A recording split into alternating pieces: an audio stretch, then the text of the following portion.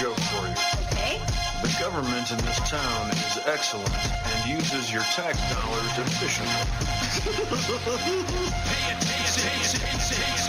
I see it coming. The moment Bitcoin is what they fear it is. A way to read it. What an astounding revolution Bitcoin represents. Bitcoin is yet to arrive in studio. He's a return guest. You know him. Chris Odom, the none, the one, the only, the none, the only, I was going to say. I guess that's a Freudian slip. I don't know. But, you know, he is the creator of Open Transactions, and he is part of the development team over at Stash, creators of the Stash Node Pro.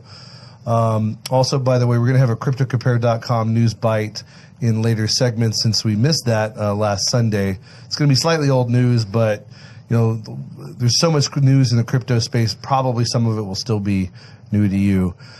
Chris is going to talk to us about, well, various things himself in the second hour, but he's also going to join us for our first guest. Really excited about our first guest. His name is Peter Wehner. You can check out his blog at wehner.org, WAYNER.org. And he's the author of quite a few books, I believe 20 or more. His books include Digital Cash, first and second editions, the first edition and the second Pop Remix edition, I think is the way he referred to it. Disappearing Cryptography, editions 1, 2, and 3. Java Bean Programming, Java Rambo Programming. Actually, I think it was the Java Rambo Manifesto. I think I put that wrong. How to Hide Online, SAT Sneak Attack, and one that we're particularly going to focus on with Digital Cash, policing online games. And you may think, what does that have to do with anything that we talk about on the Crypto Show? Well, you'll remember in our interview with Craig Wright that towards the end of the video, Craig flashed a button called Policing Online Games, and he briefly talked about it and referred to it as essentially referring to technical elements of Bitcoin and blockchain many years before Satoshi Nakamoto famously published his white paper. So who knows? Is Peter Wehner the elusive Satoshi Nakamoto? He may be a time traveler. Either that or he may be a time traveler. They're also not mutually exclusive. Maybe he's both. I don't know. Or maybe he just had his finger on the pulse of some technological development. So we'll see. Anyway, I want to go ahead and introduce our first guest, Peter Wehner. Welcome to the Crypto Show. Thank you. Thank you for having me. No, it's a real pleasure, and we know it's you're on Eastern Standard Time, so it's a little late for you. So we definitely appreciate your being here, considering how late it is. Well, Peter, I guess what we usually do is start off with tell us a little bit about yourself, your background, and your work, and we'll kind of dive into why you're here. I mean, I tend to do a lot of things involving computers, and I've been floating around doing this kind of stuff for a long time. And it's kind of interesting you guys talk about the book Policing Online Games coming, before Bitcoin. But really, it kind of came toward the end of my book writing phase. Back in the 1990s, I was able to do a fairly good job supporting myself and my family with writing books. And so I did a lot of that. And I wrote a book called Digital Cash back in 1995 because I was talking to this editor and he said, oh, well, that sounds interesting. You should go write something about it. And I did. And I mixed that into some journalism and other things along the way. I guess the focus of this Policing Online Games is kind of interesting to me because, toward the beginning of the 2000s, this around 2003, I was hanging around with some game developers, and, we were talking about the problem of cheating in games. And, there are lots of little things that people would do. And if you think about it, this is kind of just the same kind of microcosm that we were doing with dealing with Digital Cash. So the problem was that the code is running on each of the gamers' machines, and the clever gamers were able to do things. The simplest thing was just to reprogram their video card to show wireframes and not to put the bitmaps up there, so people could really see through walls because the video card wouldn't draw the walls. Interesting. So there were lots of little hacks that the gamers were coming up with that were really fairly clever in lots of different ways. And I would sometimes talk to the game developers, and they would say, well, there's nothing we can do when the code's running on someone's machine. The people have control over it. They've got root. And all we can do is trust. And, there were a lot of clever different solutions that people had. But, I had spent a lot of time hanging out with the crypto people, and I said, there's some things we can do this way. And so the book ended up kind of just being a sketch or kind of a riff on a bunch of the different ideas that have been floating around the cypherpunks community, the crypto community, the academic crypto community. And it just kind of spelled out, if you really wanted to build secure distributed games, you could do a lot of these different things. And some of them, some of the technology and the, I guess the equations kind of, focused on just the gameplay itself. But, one of the things that started emerging back then and has become more serious since then is the idea of just having a currency that exists within the universe of the game. And the question was, how would one do that? And I essentially just took a lot of the different ideas that I had heard and followed through the different, currency creators and mapped it into the game space, and it popped out. And it was kind of fascinating because I had forgotten a little bit of the details, but certainly like one of the subheads that was kind of interesting and today is like getting rid of the central banks. And the question was, if you've got this game universe, how could you run it in a distributed way without any kind of central bank? Is that possible? And so it kind of riffs on some of those ideas, but. So that's where it came to, that's what came of it. I don't think any real code was built from it. I had a bunch of guys in the gaming community and stuff look at it. They proofread it, and we talked about it, and there were some interesting interviews with, I think it was Gama Sutra, and then it kind of just ended up in the back shelf, and I went off and did some other things. So it was kind of funny to see it just pop up.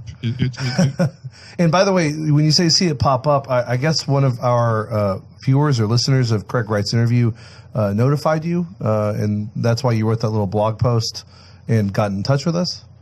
Yeah, exactly. Well, actually, I reached out to him after he left the comment on there. I found it really very, very interesting. So. Right. Okay. Yeah. Someone tweeted about it and said, "Oh, they're claiming you invented blockchain," and I thought, "Wow, well, that's pretty cool." First I'd heard of it, maybe. How many? I mean, I hadn't thought about it in detail, and it was kind of weird when you kind of go through and you start using grep. You start finding it, and in one of the books, the word block and chain end up, fairly close to each other. But it's very there are similarities to what's being built, and what everyone calls a blockchain now. But there are also all these differences, and I didn't imagine some of the paths that the Bitcoin community has gone down, which we could talk about for hours. But anyway, right.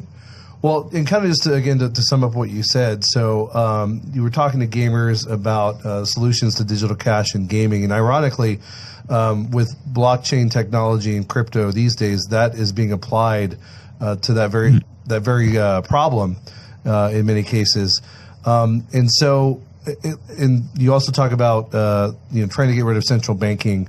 And that's within the gaming world, of course. That's also, of course, the same exact problem in the real world. And I guess it's kind of the virtual world imitating the real world, art imitating life. Obviously, there's going to be a lot of similarities. Well, I guess a starter question is, do you feel that your book, Policing Online Games, properly came up with a successful solution to the problems you were seeking to address? Oh, I mean, successful. I mean, it wasn't... In some ways, I mean, I have no idea, who took what ideas and ran with it. It was kind of amazing that, just to see other people had picked it up. So, I mean, successful, I would say you can't really say successful because it's not like Halo, whatever, or some of the other things. In the gaming world, success is really big, and there's nothing of that kind of scale at all that happened. I have no idea if some people picked it up and were inspired, and that'd be nice to hear from them. But I mean, that's kind of the weird thing with a book. You kind of just toss it out there, and this is one of the things that I think is actually kind of really broken about the book marketplace. But Amazon completely disintermediates me, and I knew this week that something weird was happening because there were some copies that were showing up on my sales list and I had not seen copies being sold of that book for a couple of years maybe, and then all of a sudden there was a big blip. So there was something weird going on. But once the book goes out there, you have no idea where it is, and so that's a really good point. Yeah, I'd love to believe it's successful, but I don't have any great, evidence of this. Very good point. We're coming to break with Peter Weiner of Policing Online Games and Digital Cash, and it's kind of ironic. Something so tangible as a book actually is really hard to track as far as who did it influence, who bought it, and et cetera. But we'll talk more about this on the other side, and Chris Odom will join us too. Stay tuned.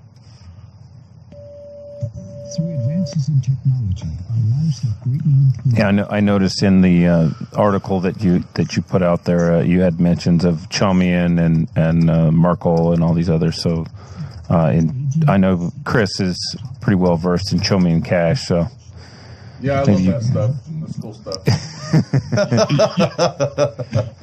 Maybe I'm curious to talk about that, and that's kind of the level I was at way back when in the 90s, and I remember being totally, I really enjoyed the blind signatures and things, and thought that was like the coolest thing back then. Yeah, me too. Yeah, we'll get to that. It's gone a lot further from there, but anyway. Oh, yeah. You don't want it to unfold during the break. You don't want to have what? Well, no. I mean, it's no, cut that off. We'll get to that. No, I'm just saying that I have a plan to segue into that on air. You're welcome to talk about it off air. Obviously, though, it's just want to make sure to capture it on air. Yeah. Come on, Odom. Definitely a similar experience. The '90s thing and all that. I actually went to try and write a GUI in the '90s, and I downloaded a cache library.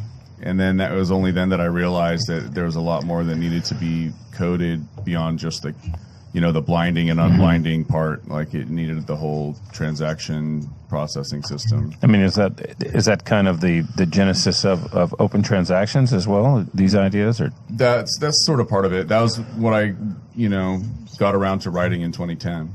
Yeah, when I wrote OT. Is it true your first words were open transactions? You mean as a child? Yeah. Have you lost weight? Shut up. I asked him the same thing earlier. I think you're making fun of me. No. If I have, I still have a long way to go. Yeah. Yeah, we're not arguing that. You look good, though. Yeah, well, thank you. Been hitting the gym, obviously. I'm actually getting kind of fat. I need to... No, he's hitting crack pipe. I need to trim it up. Is that my solution? Yeah, you should just go ahead and take the shortcut and use the crack pipe. No more fries, yeah. just crack. Skip the fries and yeah. Well, sounds easy enough. All right. There's a drug for weight loss, make you lose a pound or two a day. I know we've talked. Were you talking about the pregnancy drug? Yeah, thing? HCG. Yeah, that stuff works. I mean, it melts off. I mean, a few weeks, it's all okay. gone. We got music. You just have to eat under 500 calories a day. Music. All right, bring us back, please.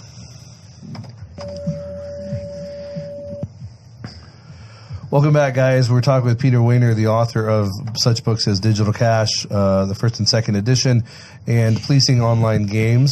And we're talking about his previous involvement in computing concepts that possibly made their way into Bitcoin and blockchain. And we were just talking about how, basically I asked him whether his book he knew had influenced other people. And he made a good point. It's hard to say, ironically, with a book. A digital book, maybe, I don't know, you could track a download to an IP or something, or something like that. But an old-fashioned book, it's not so difficult to track. Well, let me ask you, you did say that there were some similarities between what you had done and the blockchain. And of course, as you mentioned on your post about our interview with Craig Wright, you mentioned the names Chaumian, Cash, Hayes, Simmons, Merkle Tree. Those things I only vaguely know as a non-technical person are related, those people in their developments to the blockchain. But nonetheless, mentioning those people and their influence in the concepts that you worked with seems to indicate at least some similarity, including using the words block and chain, although, of course, maybe that's just coincidence. Maybe there are subtle conceptual or technical differences. Anyway, I guess give us an idea for, in your opinion, how similar what your work was to what evolved later as Bitcoin. I think there was this idea that you could have this provenance and a coin would take on a certain amount of life. And you certainly see that today in Bitcoin, where you can, in theory, if you get a coin and you buy a coin, you can kind of actually look at who held it, over, until it was, you can go all the way back until it was created and first mined. And so that idea was kind of floating around, but the idea of it coming into existence, I just kind of imagined, or I was dealing with the world where the game designers would do that, or perhaps it would be people inside the game who would be minting things. I think what really is to me most interesting about Bitcoin, and I'm still trying to get my head around it, is this idea of the proof of work, and that kind of idea isn't there. And the idea that there's this kind of central ledger, I was trying to weaken it as much as possible. And, maybe that's not really possible. Sorry, weaken what? Weaken that idea as much as possible so people could just have a peer-to-peer transaction without having it cleared, at least immediately. And I'm still not sure whether that's really a feasible idea, because double spending is always an issue. So, well, and let me ask, or Chris Sodom, let me ask you, Chris Sodom, if you were going to say something else, go ahead. I mean, I like what he said about provenance, because when I was a kid, I used to run a computer game, and when the game boots up, you have these monsters that get placed in the different areas, and they, some of them are carrying gold, right?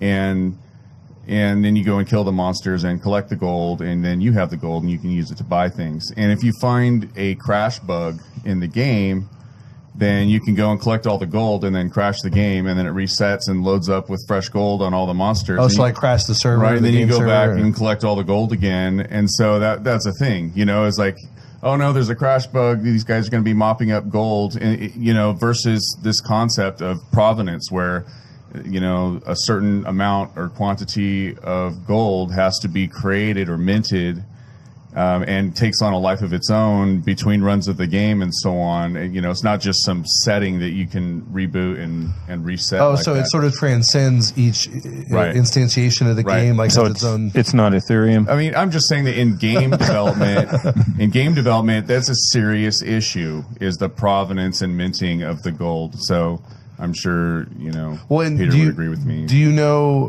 and this is for either of you, I guess, do you know how it's handled without the innovations of Bitcoin? I mean, I don't do any game development, so I'd be interested to talk to someone about it, actually. I think it's something that the developers kind of hack up on their own, and they're well aware of the kind of issues. But each team kind of, they just have a table, and maybe they decide that it's okay if we just keep creating these monsters in places because it all balances out, or they have some sink where they suck the gold out of the game. Yeah, like if you get killed or something. Yeah. And it's a tricky problem for the game, because they'd like there not to be inflation, but if you make the gold too real, you then have the probability that there's going to be some kind of inflation or deflation, just because of the natural growth and or shrinkage of the user base. So if you set up like, you put a fixed number of gold coins and coins, and all of a sudden your game becomes wildly popular and it becomes 100 times popular, then in theory, you should have, a factor of 100 deflation. Right. And so it's the same kind of challenge that governments have with trying to maintain the money supply in a certain size. But,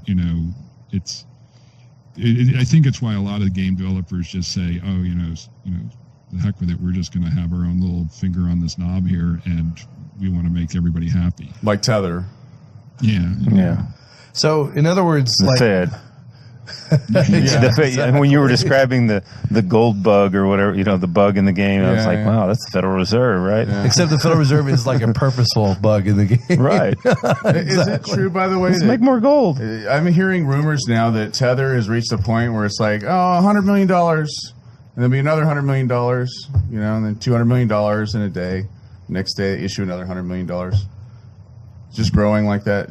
You were telling me about that. Kind of I like looked it game up. gold, There's another 100 million, another 100 million. The Fed. Well, to that end, are you into crypto much, or do you follow it much? When did you ever hear about Bitcoin or crypto in general? And what is the hash rate of the Bitcoin miners in your Honda Fit? I don't know. I mean, I've really moved outside of this world and been doing a lot more AI things and some other development, and I don't really write books as much because it's just better.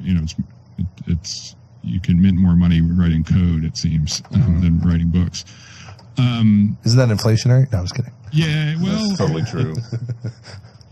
When you use the automatic code creation on Eclipse, and you can write, you put the automatic commenter in there, you can see these free lines of code, and anyways, they pay you by line of code. So anyway, It's like Dickens. Dickens, exactly. Yeah.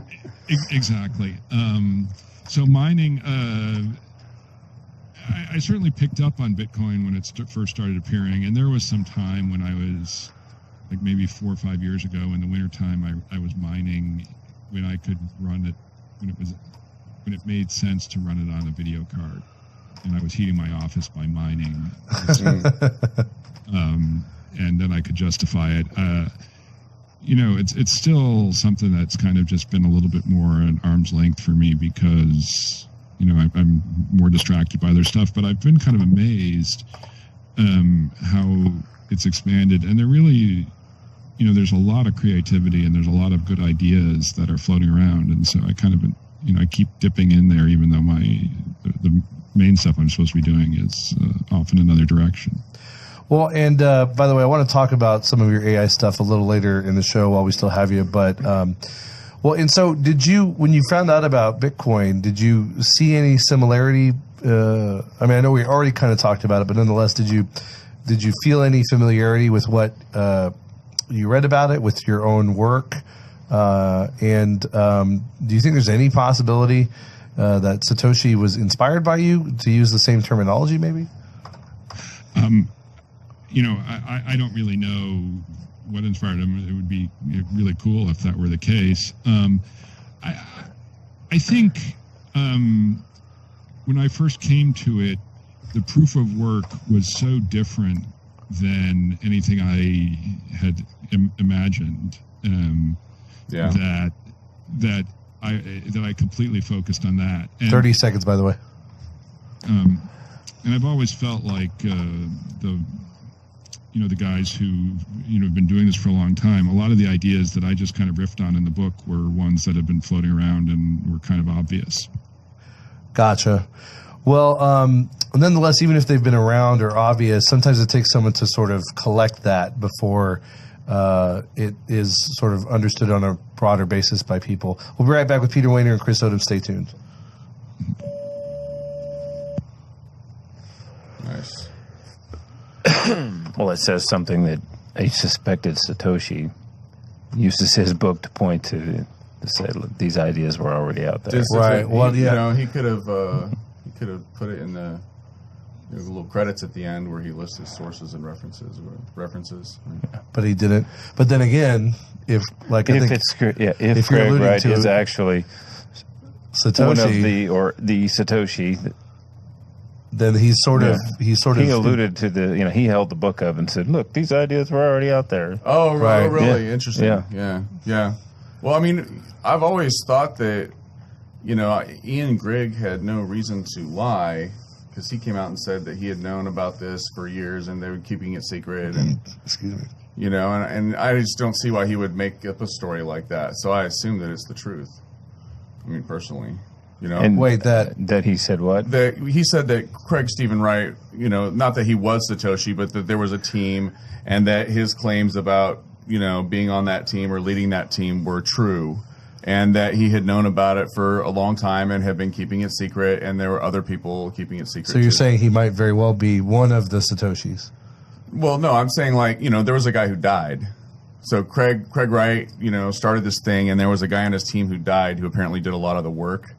But Hal Finney.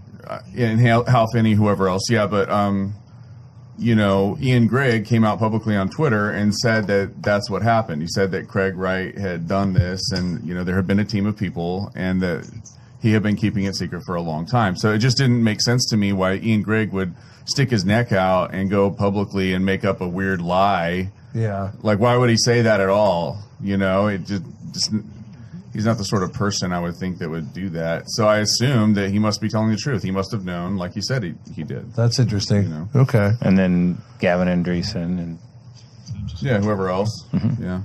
So, I mean, I assume that Craig Wright probably is, I mean, not that he is Satoshi, but he was the leader of the team or whatever, like he said he was. And also, I think the reason he didn't completely prove that he has control over those coins is because of legal reasons. He put the story was that he put the coins in a trust, and if you prove that you have control over the assets in the trust, then that could be a reason for a judge to throw out the trust and say that, well, it's not a real trust then. Well, not just a judge, but anyone could target him in theory. Well, he's being targeted by Australian tax authorities already. Yeah. It was in the news, right? Yeah, that's a good point. So he says, well, look, he proved that he has the ability to move those coins. Therefore, he has not turned them over to a trustee. He actually still has control over them. The trust is a fraud and a sham. Turn over those coins to the Australian court, like his worst nightmare probably. Yeah. So he probably wanted to get credit for it somehow by showing people in the community, yet without somehow providing enough proof that a court could then go after him for that money. That's my No, that makes a lot of sense. That makes a ton of sense. And maybe that's why he's in England or London. Maybe he's hiding out with, what's his name? WikiLeaks. Oh, Assange. Julian? Yeah, in the Ecuadorian embassy or whatever. I thought I saw Ecuadorian in the background. No, I'm just kidding. music. Bring us back, Rick, please.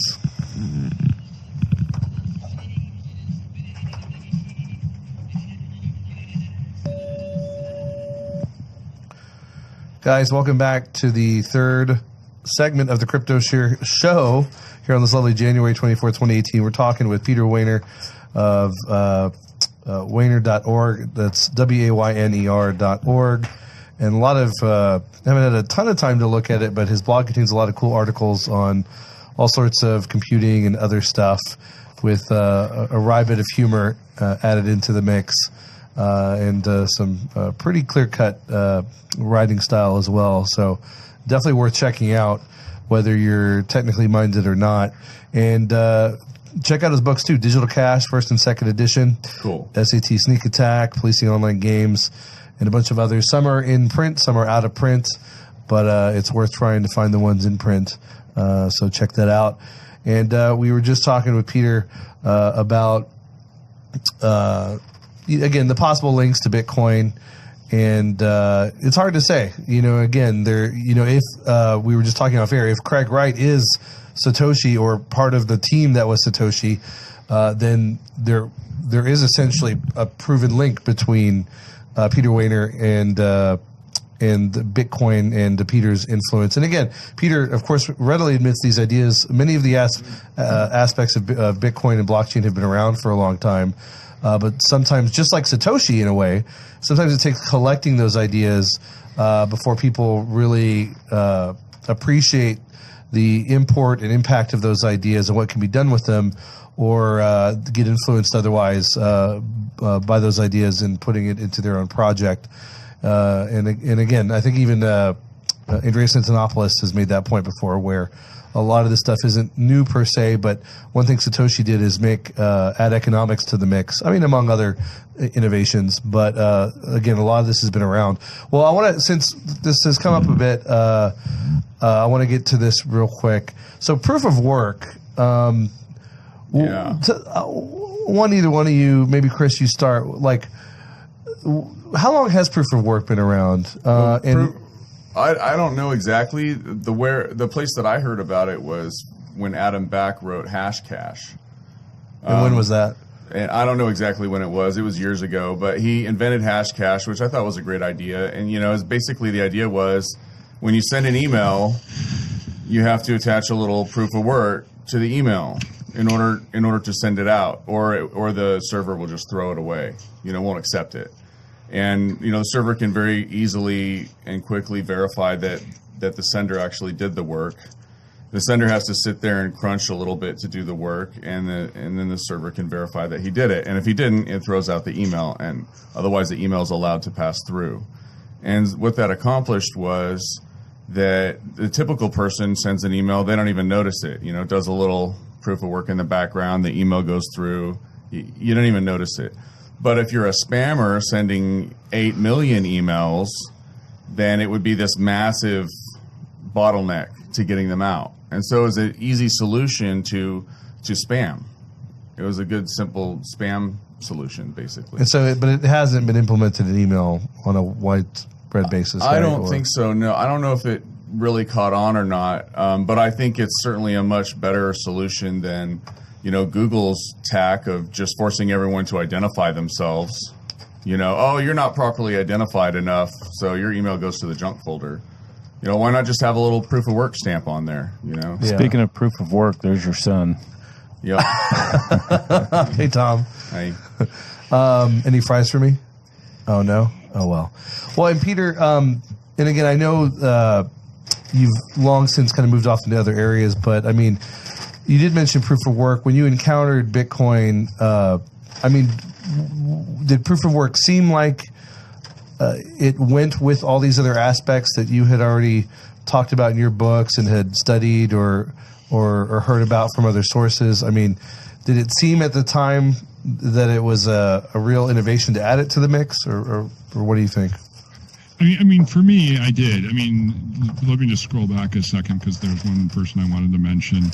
So Adam Back it was a neat idea for dealing with spam. I think the reason it didn't catch on was because mailing lists were still very common back in 2002 when he wrote the paper. Oh, that makes sense. And, we didn't really have Facebook. We didn't have Reddit. There were a bunch of different things we didn't have. And, there were just these mailing lists, and it would cripple those if we went to such a system. It would be perfectly good for, peer-to-peer communication, but the mailing lists. Because the mailing lists were basically spam, like legitimate spam that people wanted. And so you didn't want to burden the system with that. That's a good point. And but we don't have, like you said, Reddit or other things to share that burden elsewhere. Yeah, that makes sense. Yeah, things like Slack and everything have really taken up that slack. But the interesting thing before, a year before that, it was just back. There was a neat conference on Anguilla. Ron Rivest came and he wrote he had a neat little paper with Micromint. And again, the whole idea was that someone would, he wanted to somehow encapsulate the idea of a mint, which is that there's this huge capital investment in this, in the physical world or with coins, it's like this huge press and the ability to take gold and turn it into a coin. And he had the idea for some huge big hashing machine that would cost $20 million or something to make, but then it would be able to hash out these little coins. And, it really did seem to have some of the precursors to this. And you don't hear people talk about that as much, but it was something he did with Adi Shamir. But when I first saw it here, just the idea that, when Revest did it, it was more like the mints would just do the hashing, and then whenever the hash collisions would occur, you'd mint a coin, and then you'd be able to the mint would do with it whatever it wanted. It would either give it to the Fed or however they distributed it. But what was really fascinating about Bitcoin was the idea that it was just distributed, and then it allowed whoever found that hash collision to be king of the blockchain for that moment. Yeah. And that was very different to me. And it's quite possible there were some other people who are really into proof of work and whose names escape me at this moment, somewhere between like Revest and Back and Satoshi, and I just the details I'm kind of forgetting at this moment. Well, and so, but otherwise, proof of work really wasn't that commonly used, I guess, as a technical concept. It sure is now. Well, yeah. I don't. To me, it's still. Rubs me like the wrong way, because like the whole reason we have these computers and this automation is to remove the work, and like everything you do with developing algorithms is try to make them as efficient as possible. And so it's just really weird to go and create these algorithms and make them as hard as possible. Well, it is in one way it is kind of as efficient as possible in the sense that it's much cheaper than banking. Yeah, I think cheaper than credit cards. To forget that.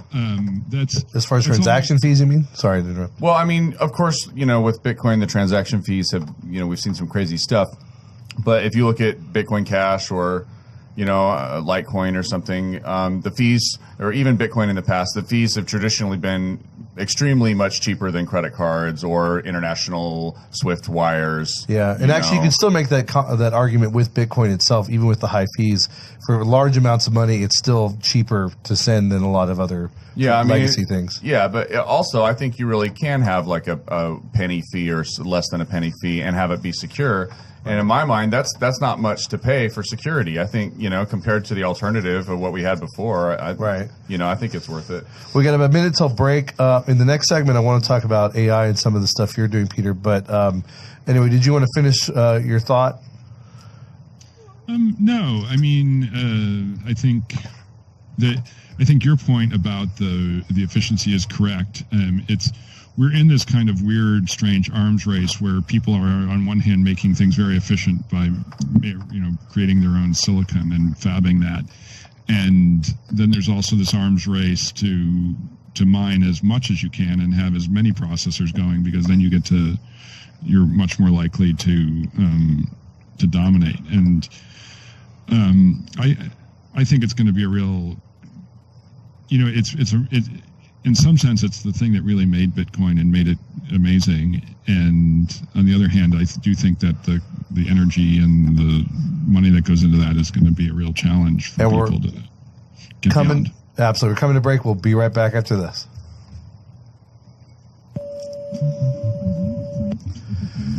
And the way I think about it, too, is, efficiency is relative in a sense. It's like, funnily enough, like Brian Deere always talks about engineering is about trade-offs. It's like part of the efficiency, I think, of proof of work with Bitcoin is you eliminate the inefficiencies of centralization. You know what I mean? At the expense of heavy computing power and the we keep saying at the expense of. Remember, it's cheaper than what we did before. It's way cheaper than whatever we did before. Well, that's true on the front end, but is it true on the back end too? Do you know what I mean? Like the infrastructure involved. As more and more miners are competing with each other, the difficulty level goes up. Yeah, and it gets more expensive. Eventually, it gets too expensive to mine. So miners drop off, and the difficulty level comes back down again. Kind of supply and demand. So at some point, when all the coins are minted and it's all just transaction fees only, the idea is that there won't be really much more hashing power going into it than necessary, because as soon as there is, the difficulty level will go up. You know, people drop out, or when more people come in to collect the money. Oh, so are you it's kind of sort saying of self-adjusting? You know what I mean? Are you saying that the block reward being so big, the adjustments have to be bigger, whereas when it's just transaction fees that are small, there won't be so much up and down? Well, I'm saying that the difficulty level actually adjusts based on how much hashing power is in the network. Well, sure. And so, you know, if it's getting too expensive to mine, then people will stop mining because it's too. Some of them will. They'll drop off, and then the difficulty level will drop as a result, and it'll become cheaper to mine. And the idea is that it should never really be too expensive to mine, but you know, too much more than the price of the electricity itself, right? Which is a cheap, you know, alternative for security. I actually have a way of describing it, which is basically for a miner, anyone can mine randomly out of the public. You don't even have to identify them or anything. You don't have to approve them in any way. So it's like complete financial liberty, right? And if someone is mining and he lies, he has to piss away money to do that. He has to just piss away money, and everyone just ignores it and throws it away anyway. He's lying on this block, and they just throw it away. Right. And meanwhile, it cost him all this money to do it for nothing. And whereas if he tells the truth, he gets paid.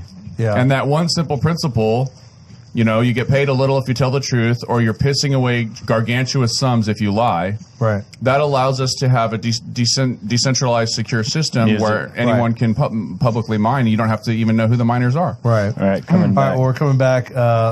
One more segment with Peter. Welcome back, guys. It's our final segment with Peter Wehner. Very exciting talking to him. You know, one way or another, I'll put it to you this way. The fact that Craig Wright, who very well still may be, if not the Satoshi, a Satoshi, as it were,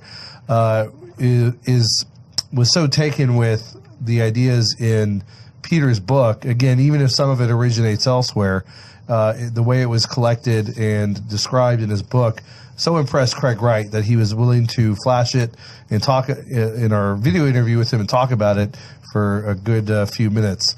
To me, that says something. So we can debate everything else, but that's still a powerful thing in and of itself. Well, before I want to switch gears in just a second, I want to talk about the AI that you're into. But have you ever been in touch with Craig Wright? Has he? No. I mean, I certainly followed a little bit of the details and the craziness and the people asking him to sign stuff and everything. But you know, I've never really been in touch with him, and so that's why it was really kind of surprising. I know some people have read it. I'd like to believe it's more than 10, as he said. But what's the name of the book? Pleasing Online Games. I'm going to buy it. But you know, I don't think it's ever been a huge seller. But let's change that. Yeah. Well, thank you very much. It was neat, but I've never been in touch with him before, and I actually haven't been in touch with him since. I kind of keep meaning to send him a note saying thanks for mentioning it. Well, maybe we can facilitate that. We'll see.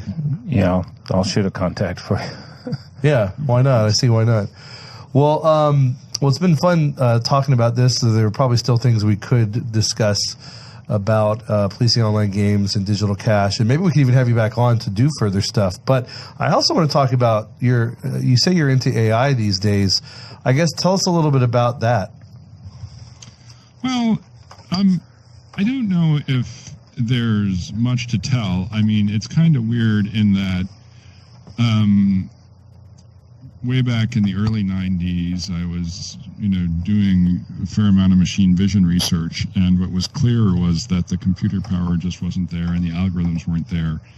And so I kind of got distracted by the crypto, and that was fascinating, and it was amazing, and it was a lot of fun to do that. And now I feel, it's 25 years later or so, and I'm looking and I'm going, wow, we now have the computer power, and we have these algorithms, we have these better algorithms. And so I wouldn't say I'm doing anything particularly amazing as much as just trying to get my head around everything that's happened. I think it was something I realized, 25 years ago, that computers just think differently than humans do. And now that we have this kind of all this computer power, and we have cheap cameras, we have cheap, microphones and things. We can just take all this raw statistics, and then we can write these raw filters and have them train themselves. And most of the time they're not bad; they're pretty good. So that's kind of what I'm kind of stoked about. They can recognize faces. They can learn how to walk. And we don't even know, and it's weird. You really. You can get the thing to work, and then you can spend 10 times longer trying to understand just what it did. Yeah. Well, and obviously we've come a long way with weak AI, where it can do specific tasks really well. And you do say that computers just think differently from us. Now, I feel like that's true, and it's not true, because for one, neuroscience and computing have evolved sort of parallel with each other over the past several decades, and they borrow concepts and terminology from each other. Now, some of that may be superficially relevant or misleadingly similar, I guess.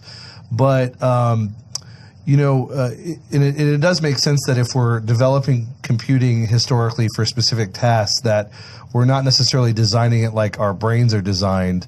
And so hence the thinking differently. And of course it is based, we have biochemical electrical brains, but in the computing is electrical, but it's still a different, elements and whatnot that go into it.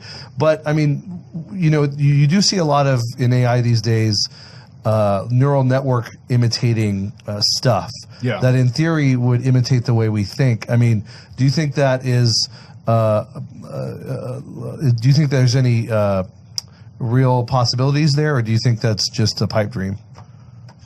Well, I mean, I guess it's clear that when you see like the facial recognition stuff, the stuff that is essentially pretty much commercial now, there's a lot of stuff that worked quite well, and so your point of, and you bring up the term weak AI, which is a good one, because there are a lot of people who said, look, we may never really understand how humans themselves think, but we can come up with something that works pretty well, and we're at that point now.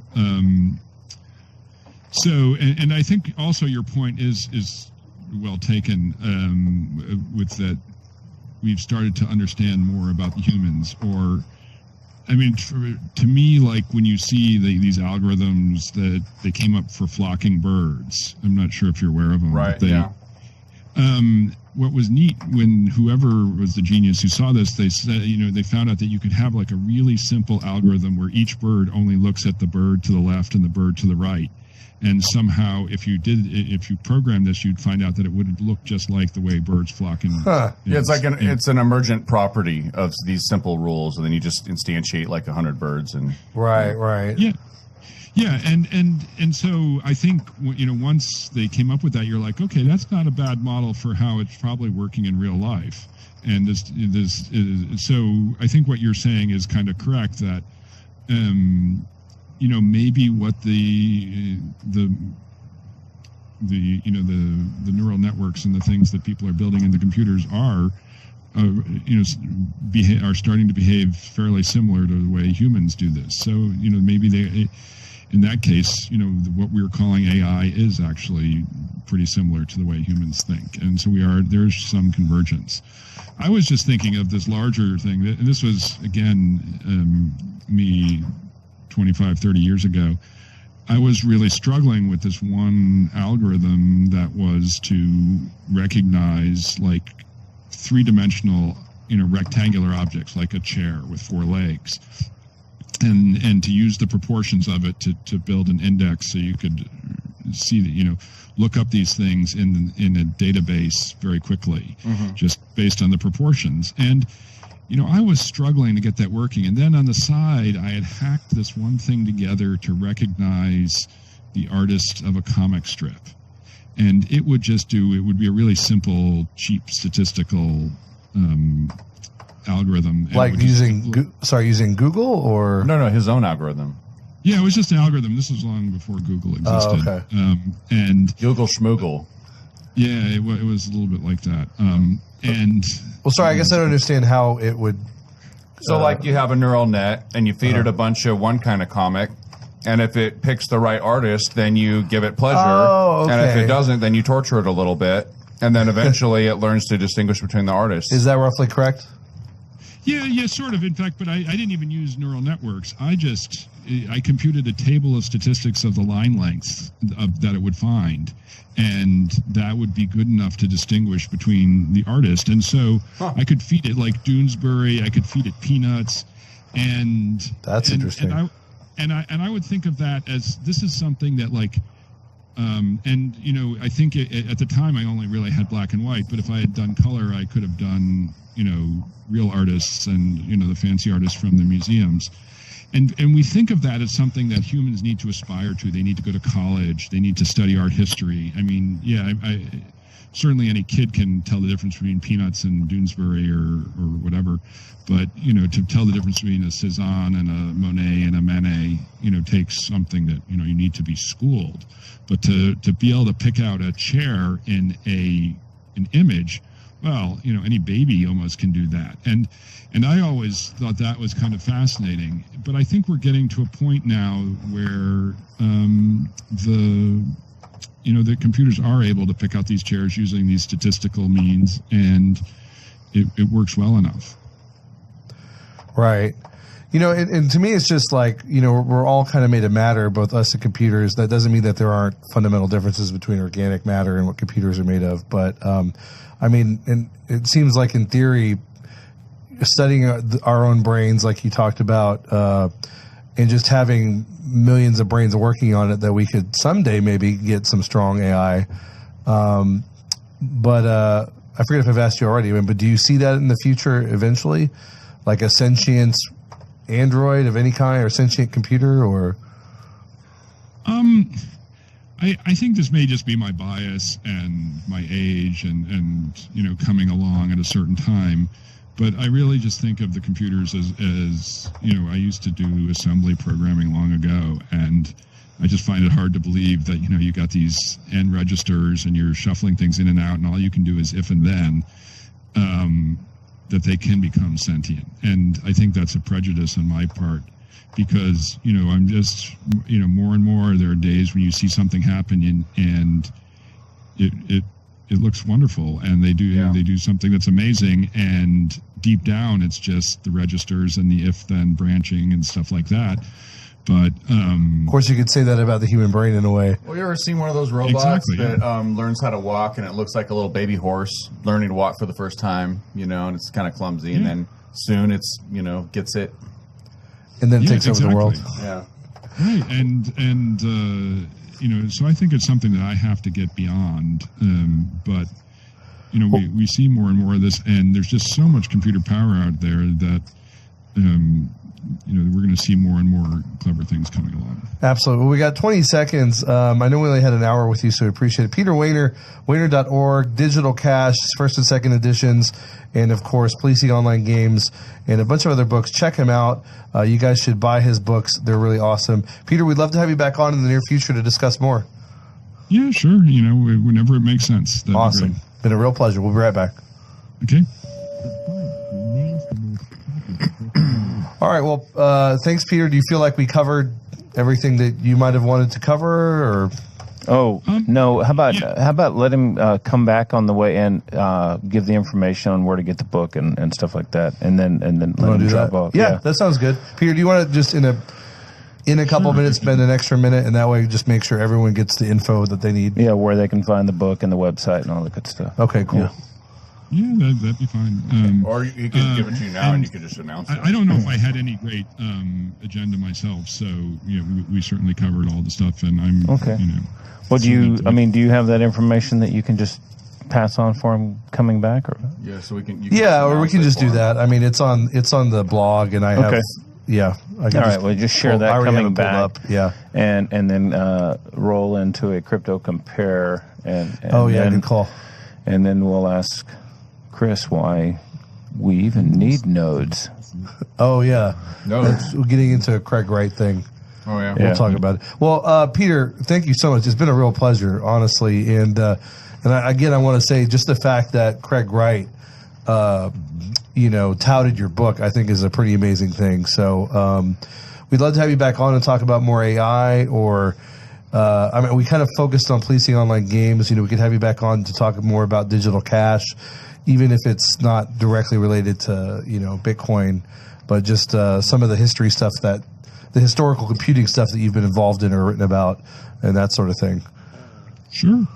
Well, whenever it makes sense and it lines up with everybody's schedule, I'm happy to do it. That's awesome. And we'll get you in touch. We'll do our best to get you in touch. Yeah, with. I'll send the email to you, Craig's email. Okie doke. Awesome. Thanks, Peter. That's a pleasure to meet you, sort of. Oh yeah, that's kind of that way. Yeah. He means the sorta about the meeting, not the pleasure. Yeah. Good voice, Yeah. Well, anyways, so I'll just sign off now, and I guess the only thing I would suggest is if you do tell them about the website, make sure to spell it out, because there's this other guy, Peter Wayner, who used to be in the Bush administration and now is on NPR from time to time. And he are you one and the same person? So you're the one with the ER, right? Something like that. No, he's WEHNER, and I'm WAYNER, and he's okay. It's more WAY, like the way of the open hand, whatever. Or the way nerd. Yeah. The way of the nerd. Exactly. It's like Wagner with a Y instead of a G is how I usually tell people. That's a phone call. That's a good way, or even just Wayne with an R. Although maybe not everyone knows how to spell Wayne, so I do. Like Wayne's World. Well, that's a good point. We'll make sure to spell it correctly and direct people to the correct one. Okay, sounds good. I think a lot of people sometimes use Wayner as a shorthand for Wayne Gretzky. But anyway, I mean, since we're off the air, if you want to check out my wiki, it's opentransactions.org. You might get a kick out of it. Yeah, I was preparing to do that, and I'm probably going to listen a little bit later, or maybe what I'll do is tune in tomorrow and just listen at the other thing. But I looked over it, and I'm kind of stoked about it in a lot of different ways. Oh, cool. And I'm going to pass it on to some of my friends who are doing a similar project, just in case it back.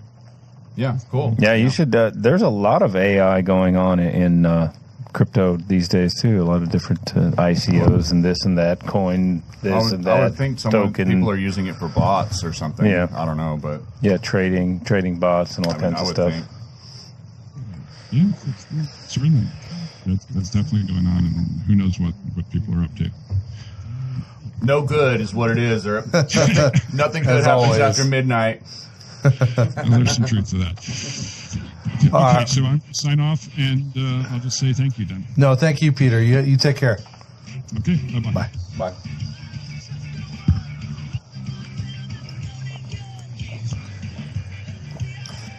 All right, bring us back.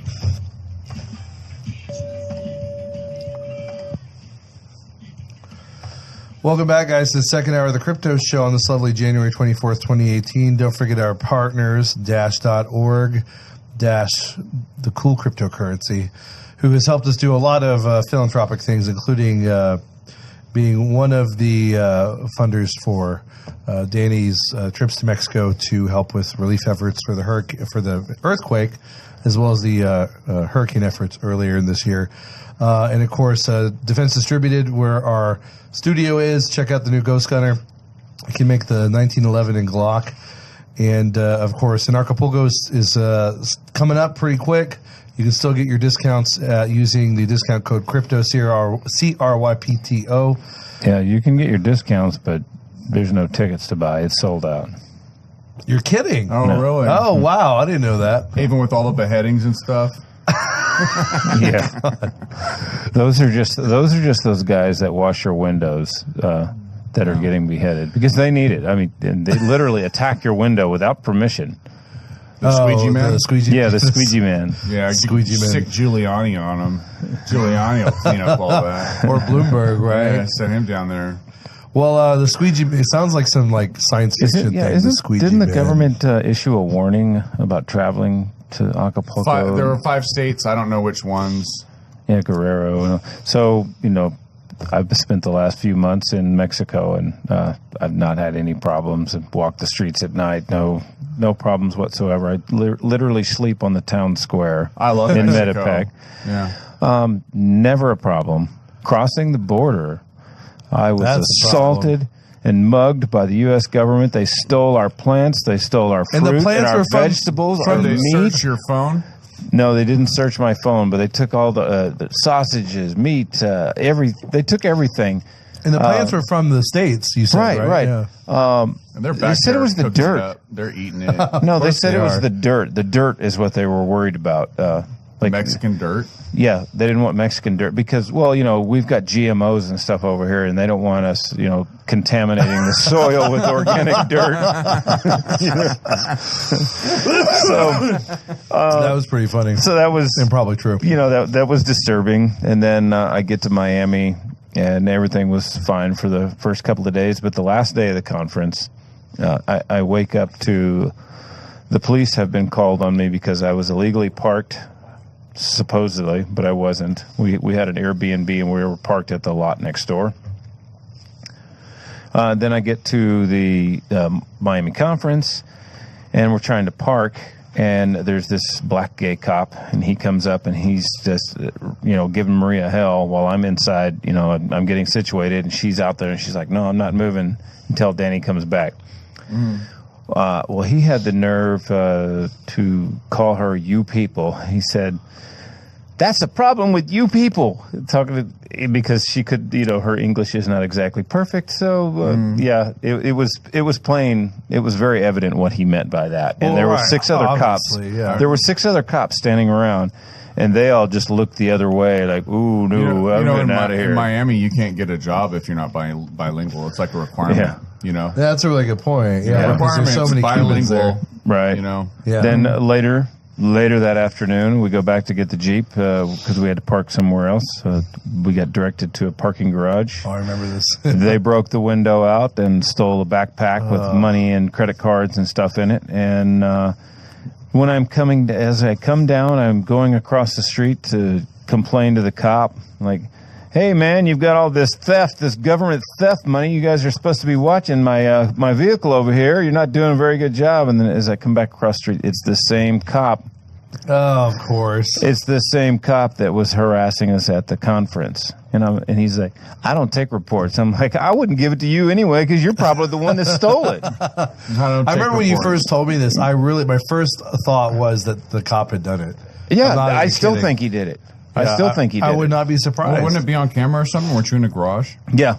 I mean, that would be stupid, wouldn't it? Well, no, because the cops can just confiscate the camera and oops, it got erased. Right. You know what I mean? I don't know. I wouldn't be They surprised. wouldn't do something like that. Just like not produce the records or erase the evidence. Well, it's kind of like how NASA, the original telemetry and videotapes, all got erased of the most important accomplishment in human history. Oh, the fun didn't end. I'm fed up with Miami at this point. I'm out of here, So I wait till the next morning. I fix the window, and I'm heading out, and I go to Clearwater, and I was going to enjoy the beach and have some dinner at Clearwater. I was parked 10 minutes. And to put my pants on, I was driving in my pajamas, so I'm putting my pants on, putting my jacket on. I walk outside. 10 minutes after I park, there's 3 parking tickets on my. I'm like, man, I cannot get out of Florida fast enough. Screw this place. I'm never going to Florida again. Did you really Florida have more than can one kiss parking my ticket? butt. Huh? Did you really have more than one parking ticket? So they put 2 tickets on the motorhome and 1 on the Jeep. Oh, that's so stupid. 3 parking tickets. Why? Why? Because he had out-of-state plates, probably. But why 3? Because the motorhome, the motorhome took up 2 spots. Oh God! I see. I guess that's stupid. Still, that's stupid. Yeah, so I will not be returning to the Miami Bitcoin Conference or any other conference in Florida. Never. But you know what? That's Screw why, Florida. like, you have various. It's the dong of America for a reason. Well, Dana Lash, who I occasionally listen to only because she's kind of libertarian leaning, and sometimes on AM, that's the only thing playing at night while I'm driving. And then Loveline, if you remember that show. But anyway, both shows used to have the game Germany or Florida. Basically, like, they'd have this like crazy headline, and you had to guess whether the crazy headline came out of Germany or Florida. And so that to me says enough. I mean, Florida is the place where people get their faces eaten off by bath salt ridden homeless or people. alligators. There was Charlie Hodge here in town used to read the Florida news every week. Oh, well, there you go. Exactly. Right? Yeah. And one of the reports that he had gave is this happened within 3 days' time in one city in up around Okalala or whatever kind of Tallahassee area. Right. A guy beat his wife with a pet alligator. And then a few days later, another guy beat his wife with a python. First of He all, just picks it up, the closest thing. It was the closest thing. And just starts beating her with like a shoe. Like he's hitting her with a shoe. he's like, officer, it was just the closest thing to me. I didn't mean to use the python. And this- Officer, she was getting uppity. This is the She said area. some really rude things. So she deserved it. Yeah. Take that into account. And this was the area on the way out, I swear, in the same gas station, I seen 2 mullets. The deep fried peacock. Well, deep fried peacock. Yes. Did you come up with that yourself? Oh, or- no, that's a Charlie Hodgism as well. Of course. Yeah. The there deep was- fried, they call it, he calls the mullet the deep fried peacock. See, in the rest of the country, they have 2 Starbucks on each corner. In Florida, they have, Deep 10 fried. Yeah, exactly. There was a period of time, I don't know, 10 years ago or something, maybe a little longer, when the mullet came into style in Europe, and everyone was wearing them in Europe. For real? Yeah, I was doing some travel out there, and you just see them. They were kind of cool. They were like, considered cool at the time. Weird. And they even kind of looked cool a little bit for some reason. It's like it tricks your brain. Well, during the Europeans- time that it's cool. Well, I mean, in Well, the I can see that, the yeah. last 10, 15 years, I've basically only seen women that drive small trucks with those. And now, Well, I mean, not in Florida, buddy. I do want to say mullets were popular here. George Michael kind of had a mullet at one point, and he's European. Yeah, in the 80s. Yeah. The mullets were popular. Yeah, I never had one. everywhere then, yeah. Billy Ray Cyrus, was that his name? Yep. I mean, he kind of made it a little popular. Breaky Heart. Yeah. Yeah, the ape cape. Ape. Business in the front and party in the back, buddy. I know that. I remember that slogan about the. Do you know if a Texas concealed carry permit is good in Florida? Only if you got a mullet. You need a bullet and a mullet, and then you're good. You got to have a mullet to hold that bullet. That's literally the law. As Everyone's got a bullet in Verbatim. Miami, that's for sure. Yeah. It's like literally everyone has a bullet in their pocket in Miami. say hello to my little friend. No, it's ridiculous. Hey, you want to bump? Hey, you want to bump? Hey, you want to bump? Wait, bump is in like. It's like a little cocaine thing. It's called a bullet. Oh yeah. Oh, I see what you're saying. It's a big deal Okay. down there. I was they're like, all into it how did you go from bullets to drugs? I get what you're saying. because it's Miami. Well, yeah, good Yeah. point. It's a cultural thing, I guess. That's racist. No, I'm just kidding. Well, I mean the Miami culture. No, for real. I mean, it's all glitz and glamour, but then there's also the dark side to it too. Admittedly. Yeah. I guess we should really be careful. We've stepped on a few toes here. We're probably going Uh-oh. to get hate mail from SJWs. Oh God, probably. Screw 'em. Just like the SJW we were talking about earlier. Yeah, screw that guy. I mean, I don't know that there's a big backlash these days against that stuff. I don't know if people take it seriously at all. Well, except for in small true. pockets of the country. But there's still a big contingent of SJWs who would fight back. Trust me. Supposed libertarian activists, SJW jerk-offs. Yeah. Yeah. There's unfortunately, a lot of those. But Something Yeah. inside joke. Oh, ask Luke Radowski; he'll tell you. not that he is one, but he'll tell you.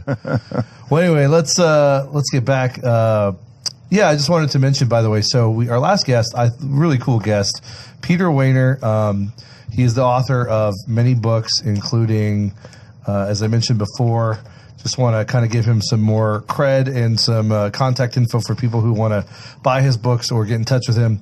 So he wrote Digital Cash, first and second edition, Disappearing Cryptography, 3 editions of those, Java Bean Programming, Java Rambo Manifesto, I believe it was, How to Hide Online, that's got to be useful, SAT Sneak Attack, it's about how to do well on the SAT if you've got a high school kid, and Policing Online Games, which was probably, along with Digital Cash to some extent, the focus of our interview and his connection to Bitcoin and his, or possible connection to Bitcoin.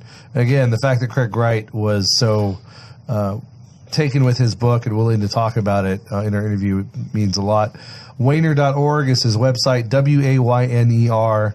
So Wayne like Wayne's World.org.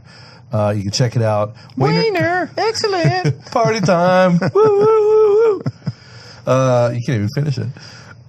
It's because you're too old. Wainer.org/node/126. He is his post mentioning the crypto show. And I forget if he had a, whatchamacallit, Twitter handle. I'll find that. But his books are available at Wainer.org. They're also available at Amazon. Some of them are out of print. Some of them aren't. As far as the out of print ones, you can probably still find them on Amazon. They may just cost a little more, but they're probably worth it. So check that out. We had a really good time with the guy, very smart guy, and we'd love to have him back on to talk more about AI or some of his works. Real quick, too, before we get to our other guest, we missed CryptoCompare.com news bites from the last few shows. For whatever reason, we did not receive them from Crypto Compare the first couple times, and then last time there was just a miscommunication and we missed it. But we'll throw a couple out while we still can. Real quick, let's find a small one for now. BitConnect shuts down its exchange and lending platform. BitConnect has announced last week that it is closing its lending and exchange platform. Oh, no. I know. The company has widely been accused of operating a Ponzi scheme, was recently rocked by cease and desist notices in 2 U.S. states. Immediately after the firm declared its intention to wind things up, its BCC coin plummeted from $290 to under $10 before recovering slightly. With the exchange offline, many holders have been left locked out and powerless to sell their heavily depreciated assets. And Chris Odom, that might be part of what you're referring to. I don't know if that is Tether dollar related. No. No, I think Bitfinex. No, this is just a straight up scam. Was it Bitfinex? Oh, okay. They bought Tether. That's right. Yeah. I'm not calling them a scam. I'm just saying that. But we're coming to break. Sorry. Sorry about that. I don't care. We'll resume on the other side. God, So, that's good. I thought we were on commercial break and we're talking about bullets in Miami. Yeah. Oh, you no, thought we no. were? No. We're on commercial break. Yeah, everyone snorts coke in Miami. Everyone do that. They pull bullets out of their pocket. Like, hey, Yeah. you want a bump? Well, I didn't know that we can't. Whatever. I don't think it's that bad or No anything. one cares. There you go. Ramirez's proven method is the solution for how to stop. Well, at least we got. Yeah. So you want to give him kind of the lowdown on what Craig said? Oh yeah. So it's Craig's contention that full nodes are not needed unless you're mining. If you're a miner, then you need a node. In fact, No one else needs a node, and it's silly. In fact, he even went so far as to say that non-mining nodes can actually weaken the network in an attack. I don't. Now don't. I mean, what about the bloom filters? That's what I want to know. Oh, your I mean, your that product that doesn't make sense. Your now. product operates on a full node. So No. tell us. You know, I don't know Coming what blue back. filters are. When we come back remember on. that we don't know anything. Yeah. Yeah. Sure. Yeah. And then again, this is not a challenge. And, I to mean, you per se. no, it's not a challenge, I'm fine with it. but I I mean, love it. I also love does the full node just serve more of a purpose for Stash than it would the network itself, or is it more of a consumer product than it is a need for the network? I mean, I'll give you the answer. In my mind, it's a privacy thing. You know, like, for example, let's say that I want to query some stuff off my Stash Node Pro. Well, hold that thought till we're about to come back. Sorry. Okay, cool. Well, no, sorry. I mean, Yeah, we'd have to interrupt you anyway. I mean, Baby, I'm sorry. Were you about to do a commercial or something? No, the No, we're about to commercial's come almost back over. from commercial. You know. I'm sorry. Now you'll get your shot. Okay. All right. Don't hate me. All right. Why do you hate me? All right, Rick, bring us back, please.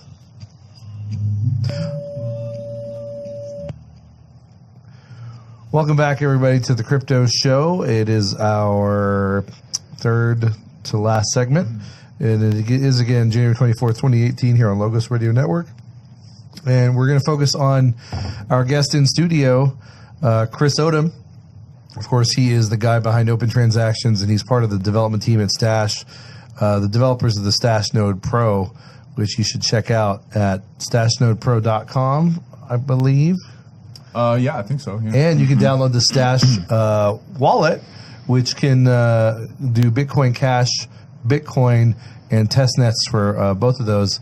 And maybe we'll even talk about the coolness of that and the payment channels. We've talked about it before. We talked about it again, though, for those who are new to it. But before we do, we wanted to get Chris's opinion on at least one or two things from the Craig Wright interview we did. And basically, Craig Wright, as far as I can understand this, I think I understood it pretty well, made the claim that non-mining nodes are not only not necessary, but can even weaken the network in the event of an attack. And he went into his explanation of it. I can't quite, I could not remember that and try to retell it here. But regardless, I want to get your response to that, Chris.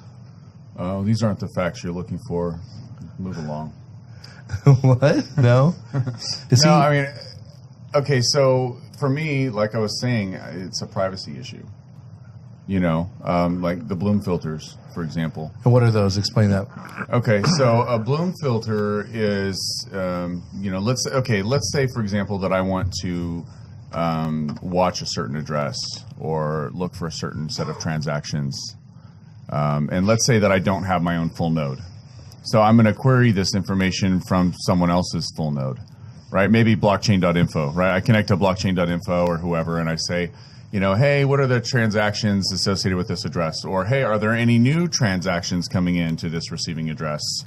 Since this block height, are there any transactions that have come in since then? That sort of thing. So bloom filters they're just some filters that you can upload to a full node and that allow it to quickly filter for the data you're looking for. And it's not perfectly accurate. It's, sometimes you get some false positives or whatever. But, you can easily check to see if that's what happened. And otherwise, it allows you to do very quick searches. It allows you to save time and money doing searches. Well, wait, so are these searches violating privacy? Or? Well, I mean, let's say that you connect to blockchain.info from your IP address. And you say, hey, are there any new money come in on this Bitcoin address here? And blockchain.info says, yeah, look, here's 3 new transactions on this address that you keep looking at from your IP address, right? And so in my mind, they now are able to associate the IP address that I connected from with whatever Bitcoin address I keep looking at and whatever transactions that I'm doing with it. That's the kind of information that they now have about me, that if I have my own copy of the blockchain, I just query my own copy, then they don't have any of that information about me at all. So for me, it's not about, whether you need it for the network. I think Craig was probably making a good point there. He's probably saying, no, everybody doesn't have to run full nodes for it to work. It'll work just fine without that. That makes sense to me that he would say that. But, regardless, there's still certain personal privacy benefits that are derived and only could be derived from having your own copy. Okay. Let's say I want to query my own copy. Maybe I want to look up all the different addresses I've been using, and I don't want blockchain.info to associate those addresses together and attach them to my IP address. Or maybe I connect to them one time from a different IP address, and now all those transactions are associated with that other IP address. It goes on the list. You know what I mean? If I have my own copy of the blockchain, then that's not happening. With the Stashnode Pro, you can't even really see that the person is connecting to do the query because it's happening over Tor. Oh, okay. Yeah, that's right. And so you guys add a layer of privacy then. Yeah. I mean, that's the benefit that I get the most out of it, Well, and so basically you're saying the nodes add privacy because if someone is trying to look at you in your transactions, their attempt to look at you is known by the node. And so that you're then sort of unmasked for what you're doing. I mean, any information that you need about the blockchain ever, such as what's the balance on some address, or what are the most recent 10 transactions, or this kind of thing. Any information that you would care to query and look up, if you don't have your own copy of the blockchain, then you're going to have to query it from someone else's copy. And now they have a record of what you're looking at. And if you're looking at a couple different things, they can now associate those things together, and they can associate them with your IP address. Oh, okay. Right? Whereas if you have your own copy of the blockchain, then there's no one else getting these queries. You're just querying your own device now.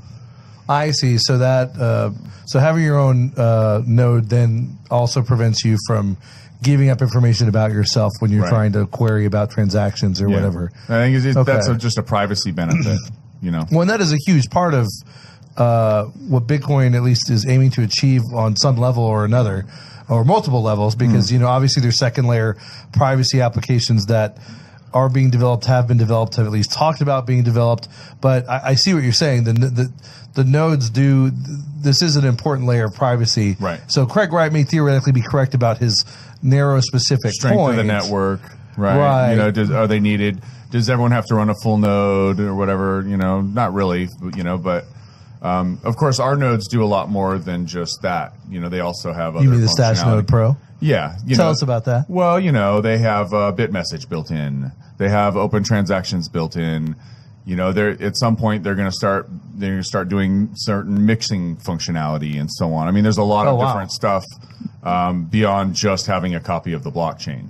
How will it service other blockchains? I know you're integrating other coins, so I mean, how does that work with other coins that are not on the same algorithms? I mean, first of all, you can create a lot of different currency types on one chain using colored coins. But if you really need a different blockchain, like say the Bitcoin blockchain and the Dash blockchain, right? Then you have to run both of them on that node. Well, you don't have to. You could have one node running one chain and one node running a different chain, and you could use both of them through your wallet at the same time. Would that require two different devices? Or? Yeah, I mean, you could do it that way. Like you might have one device that's devoted to Ethereum blockchain or something like that. But we do have multiple different blockchains on the same device.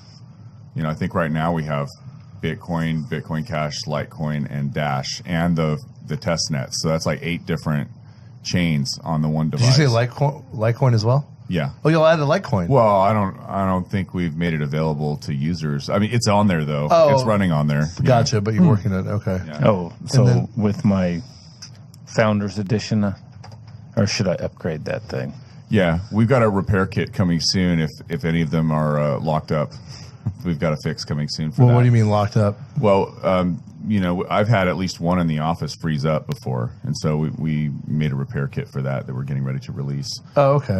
But also, we've released some new videos fairly recently. I know you've already promoted them before, and they, you can see in the videos I'm sort of showing off the functionality that we're going to be activating, over our coming next few weeks and months. And you can see that we have Litecoin running on there and Dash running on there and so on. Cool. It's shown in the video. So, and we do have them running on there, but it's just not yet available to. We don't allow users to deposit the coins in there yet. They're using the full node functionality, but they're not actually able to deposit and withdraw yet Litecoins. But that is planned obviously for the near future. Yeah, I mean, like I said, it's running on the box. We just haven't turned it on for users to get to it yet because we want to make sure certain things are working just right. Right. Well, and that's what's great about. There's money involved, so people's money is very important. So you want to make sure that everything's running smoothly so it doesn't get lost, exactly, or stolen. Someone wants to know, and you can verify your own transactions. Yes, you can verify your own transactions. I mean, you have your own copy of the blockchain. Okay. Yeah. All right. Cool. And by the way, what is the YouTube channel again for those videos? I think on YouTube you can just look up Stash Wallet, and once you find the Stash Wallet account, you click on that, and then there's playlists.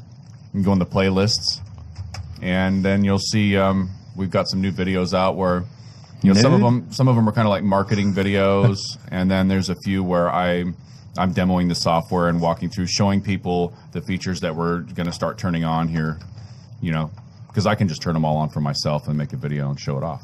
Right. That's what I did. And you did an excellent job in those videos, by the way. Thank you. Smart contracts. Mm-hmm. How's that going to work with the node? Well, there's actually a video on that where I made a 24-minute video where I show that off. Where I actually take our desktop app and make a little smart contract that runs on a node, and I think I activate it. You see some receipts coming in as it's processing, that's right. That sort of thing. And he did that for me in person actually a while back, and it was pretty snazzy. Yeah. It was very user-friendly and straightforward. Well, we're actually coming to break. We're going to have 2 more segments with Chris Odom, so stay tuned. We'll be right back. Get a Stash Node Pro, at least the wallet.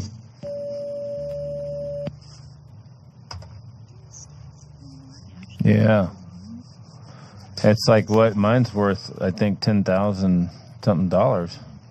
What is? What, you're a pro? Yeah. Oh, because you have the Founders Edition. Yeah, I paid a Bitcoin for it. Oh, yeah, wow. I was promised that it would wash my car and do all kinds of shit. And now that Bitcoin is 10,000, I hope it will. Yeah. Well, even if it doesn't, you can afford to do all that anyway. Well, I'm going to run to the restroom It's real like quick. an Andy Warhol, original or something. Someday people are going to be selling those on eBay for billions of dollars. I don't know. Mine looks like it's all scratched up. It looks like it was vandalized before I got it. Were you talking about the box on it? No, the numbering, the marking on there. Yeah. Right. The binary? Yeah, the binary symbol.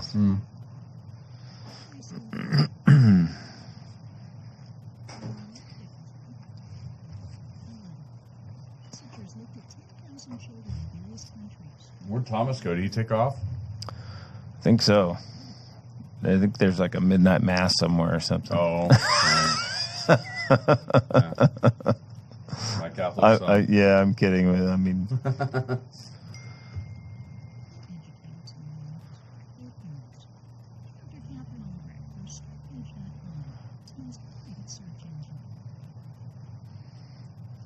This is Building 7, a 47-story skyscraper that fell on the afternoon of September 11th. The government says that fire.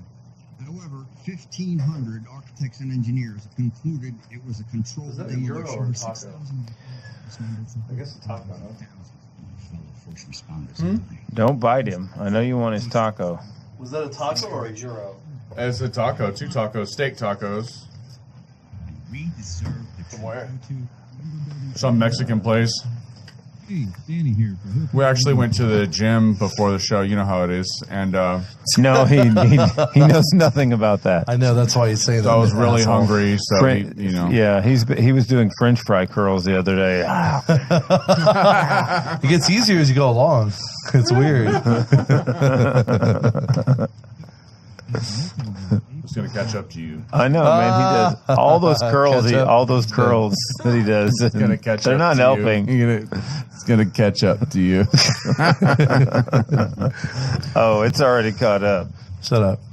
People have said I lost weight. It's like 3 people. We're You lost lying. weight? We're just lying to you to Aw, make you damn feel it. better. No, you have actually. Well, I don't know. This You have actually lost a little. this bit client of mine who I'm pretty good friends with, and he's gay, so I would feel like he would notice more. Yeah. He told me I lost weight, so I don't know. Yeah, I mean, you were really fat. Yeah. Asshole. And now you're just really fat. With slightly less emphasis. Right. I'll take it. There's one less Y on the end. I've been really You fat just before. chip away at the Y's. He has. I've seen the photos, actually. yeah. You were fat ass. It's easily done. It can be easily done. Oh yeah. It's like, let's say you're trying to gain weight for a movie role. No problem. Yeah. Well, We're coming back. I need to be a famous actor then, so I can gain weight for a movie role. Exactly. They do it. If that were the main criterion, I would be the automatic audition winner. All right. All right, bring us back. Ow. And this just in. Chris has been gaining weight for his role on the Crypto Show's Facebook Live videos. That's right. Thank you very much. The camera really does add at least 10 pounds. At least. But you know what? I added way more pounds than that on my own. You're welcome, viewers. Real quick before we get back, CryptoCompare.com news bite. UNICEF wants to fund early-stage blockchain startups. The United Nations Children's Fund, UNICEF, is seeking to invest in early-stage blockchain startups with the potential to help children across the globe. That's creepy. Yeah. I agree. bet they want to have the potential to help children across the globe. Yeah. Well, you ever notice too that children's, I think it's a food program. It's called CHIP. You know what I'm saying? Yeah. Anyway, Do they help children in Haiti? that's a whole can of worms. I know. Clinton Foundation, what? In an announcement last week, the program said it is offering equity-free investments of $50,000 to $90,000 to seed-stage startups developing solutions on open blockchains in areas including smart contracts, tokens, mining, and data analysis. What is an equity-free investment, by the way? It's like they're not asking for any equity in return. They're Well, just picking the right project and giving them $50,000 I know, but that's just like a really sort of like a, I don't know, duplicitous way of saying like donation. Yeah, I don't know. It does anyway. The release reads, quote, "We are interested in companies that use distributed ledger tech in new, groundbreaking ways that are scalable and globally applicable." New World Order, what? Globally molestable. Well, true dat. Let's just say that's a whole can of worms there. We can talk about that if you want. No. Probably not. Probably not. Don't say that. I still like to make those little jokes, though. I mean, No, that's it's like they're just, eating it up. they're tantalizing. Did anyone see the new Apple product, by the way? What do you mean? Is it a pie? If you go to apple.com, and literally just go apple.com and look at what comes up. I mean, I think maybe this is today that first time I saw this thing. HomePod. Look at now. Does that not look like HAL from 2001? It does, kind of, yeah. Open the pod bay doors, HAL. Yeah, That's what you're I right. think when I see that thing. And it's like their version of Alexa. Like, it listens to you. It looks at you. I mean, look at that thing. It looks like HAL.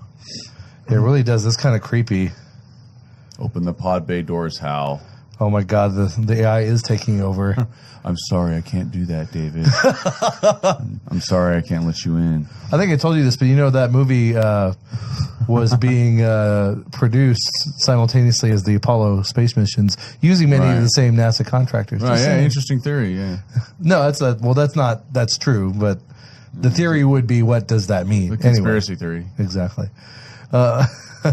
What did you tell me about the Twitter? I still didn't look that up, though. Oh, okay. So there's this news item that's kind of a current news item right now that, they've been like investigating these FBI agents' text messages. These FBI agents that were texting each other. And there's the claim that there was a secret society within the FBI. Yeah, so apparently after the election, some of these FBI agents got together and had a secret meeting off-site where they discussed their insurance policy and what they're going to do.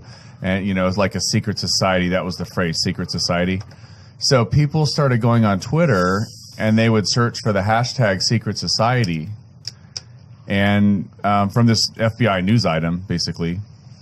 And what comes up, the first thing that Twitter does is this big ad that basically advises you that maybe you need emergency mental health treatment. Are you serious? Yeah, it's like, you need help. Call this number now. I started seeing different people saying this, and so I went and tried it myself and just typed it, in the search box, and sure enough, it came up and recommended mental health treatment.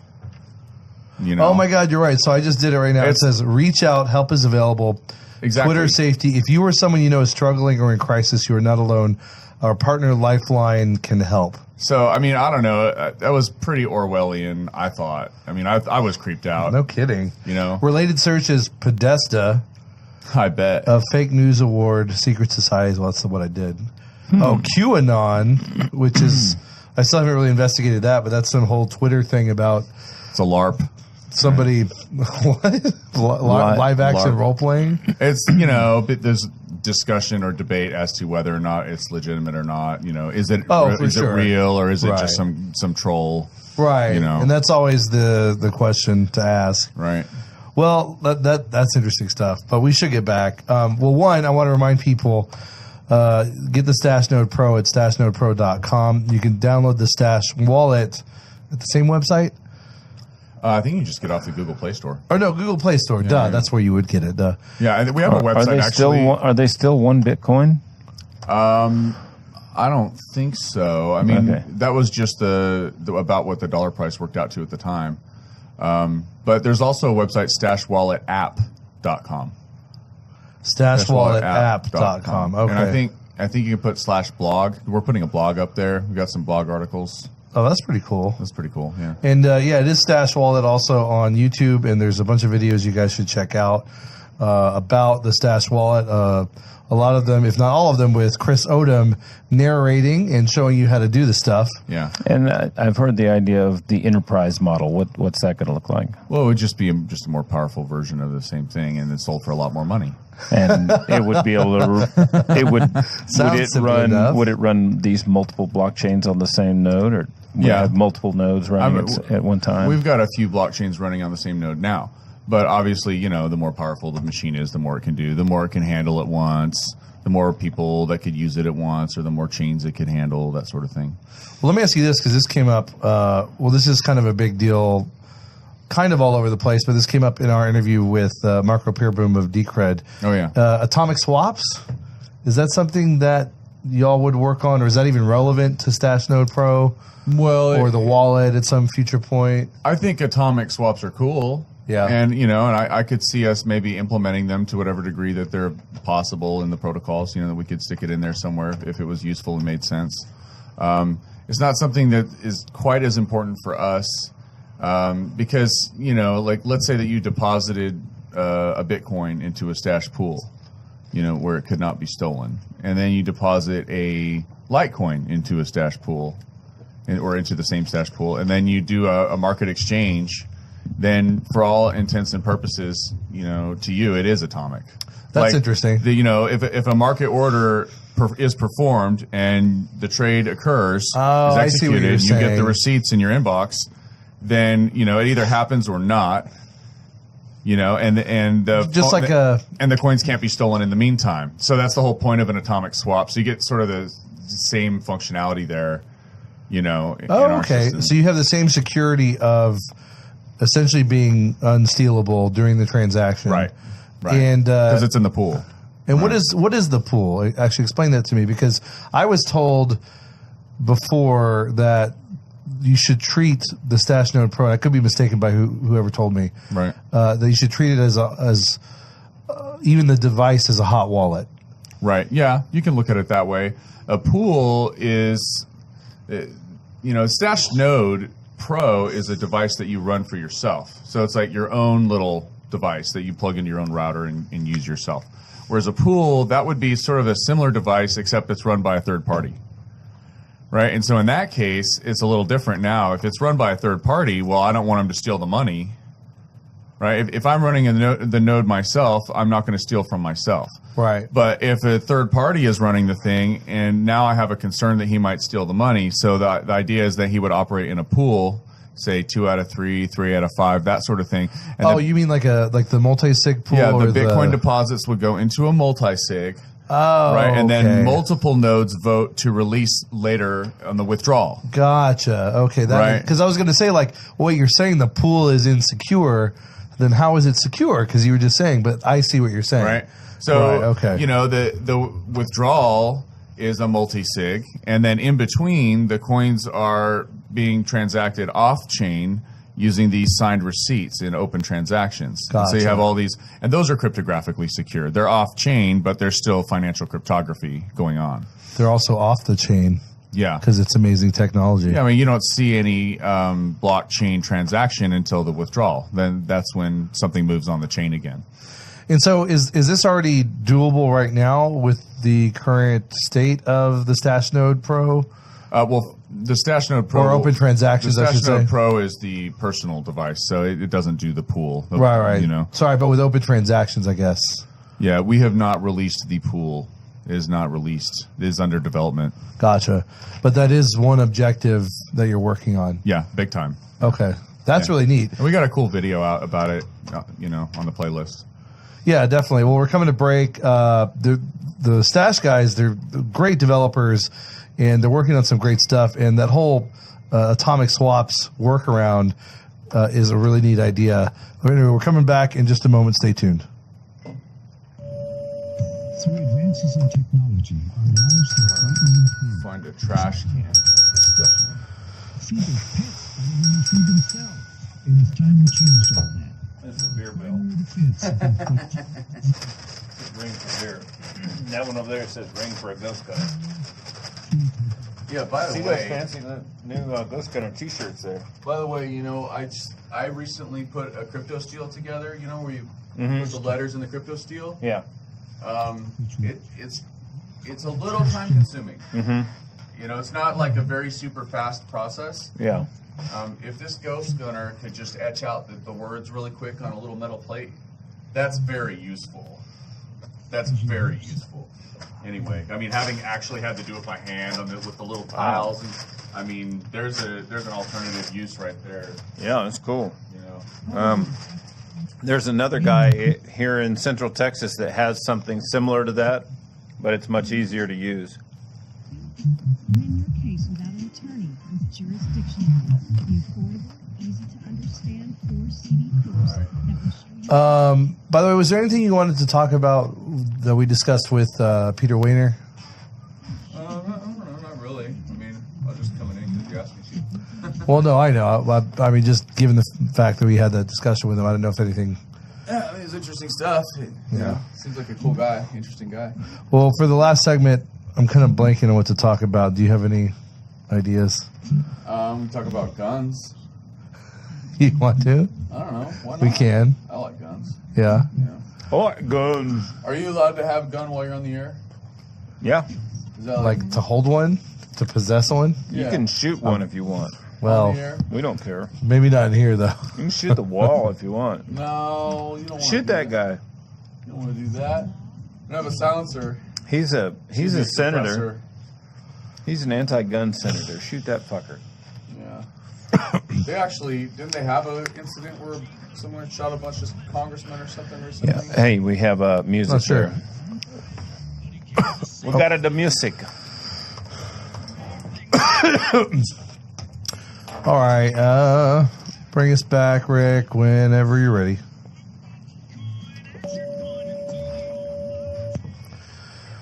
Welcome back, everybody, to the final segment of the Crypto Show on this lovely January 24th, 2018. Don't forget, in Acapulco, oh, wait, they are sold out, guys. Hopefully you have your tickets and hopefully you have your hotel. By the way... Don't worry. If you go, just walk in behind Chris. No one will even see you. It's not even just that I'll cover you like Yeah, just the visually. shadow. It's like there's this gravitational lensing effect. Oh wait, no, that would actually reveal you if I was if my gravity was strong enough. I wish I was going down there. I mean, it sounds like a lot of fun. Why don't you go? I just got back from a vacation. I have work to do. This is I work- can't make well, it this time. If you have work to do, this is work. Yeah. Or if you have work to do, it's vacation. However you want to look at it. I am going to go one of these times. Maybe next year. It Whatever. does look cool. Berwick is cool. There's a lot of cool people. Ron Paul's going to be there. Really? Ron Paul. Ben Swan. Wow. Mark Ooh. Passio. I'd love to meet Ron Paul. That'd be cool. Yeah. Yeah. You know Ben Swan, right? I don't think so. No. Wow. Is the inventor of the Black Swan? Lahoo to her. I almost, not Ben Swan, I mean Chris Odom. I almost made a Black Swan joke on when we interviewed him, but I'm glad I didn't because it probably would have been bad. It wouldn't have worked. His It would have wife's fallen black. flat. Wait, really? No, she's Hispanic. Oh, wait, that's right. We even talked about that. Well, it's not it's not a race thing. Jeez. God, we're going to get emails. He's going to fall into the trap. No, The trap. Oh, yeah. I know what you mean. you can come to Mexico and hang out. Maybe paint your name on the side of a building Yeah. if you want. Do a beheading. It might cost.